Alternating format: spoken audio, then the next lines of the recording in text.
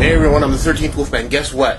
This is a midnight movie review. Yes, it's a midnight movie review for Spectre, the fourth movie in the Daniel Craig outing as James Bond. This is one of those movies where there's not a lot you could talk about the plot because it's going to give a lot away. I saw the movie Friday when it came out, and I enjoyed it. 2 hours, 28 minutes of straightforward Bondness. They brought back Sam Mendes, the guy that directed Skyfall, and they brought back the creative team from Skyfall. The cool thing is that with this movie, they found a way to tie together the last three Daniel Craig James Bond films. And it works. This movie has everything going for it. Now, you're probably all wondering, do you think Daniel Craig will be back for a fifth movie? I'm telling you right now, right here, the answer is yes. You know why the answer is yes? Because he's contracted in to the 25th film. This is the 24th film in the series. He's contracted in to do the 25th film. When they found financing for this movie, they got financing for this movie and the 25th film at the same time. So technically, he's in it. He's going to be back for the next movie. That's not a problem. Will he be back after the next movie? No. I don't know. I don't think so. But here's what I want. This is just something I want.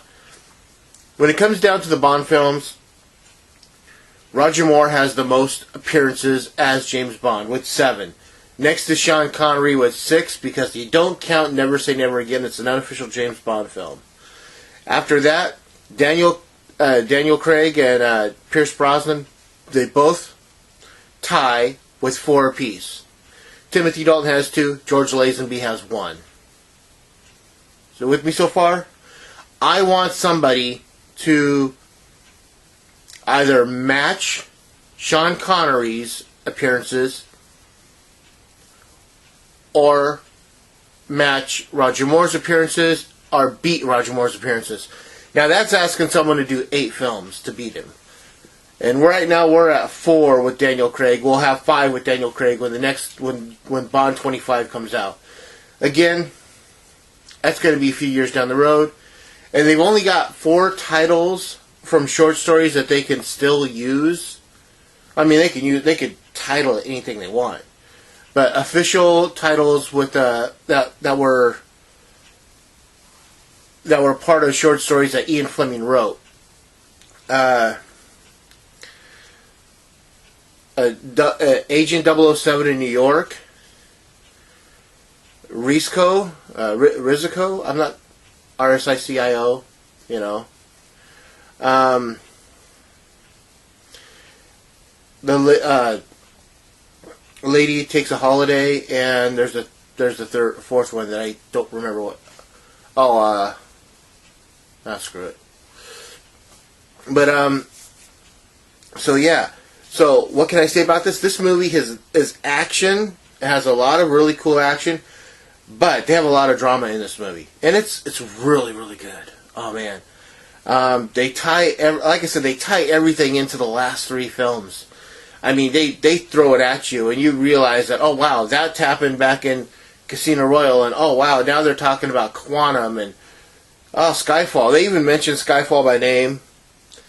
You know, so that's got, yeah.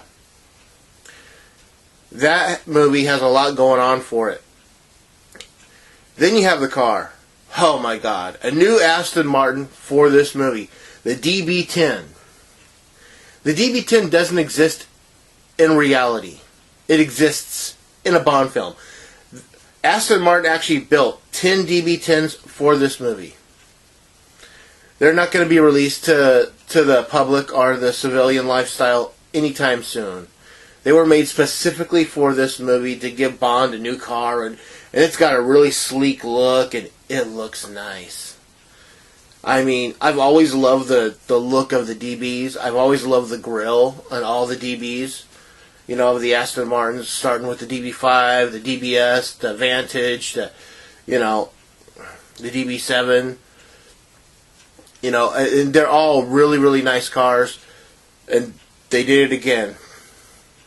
Of course, the car is silver.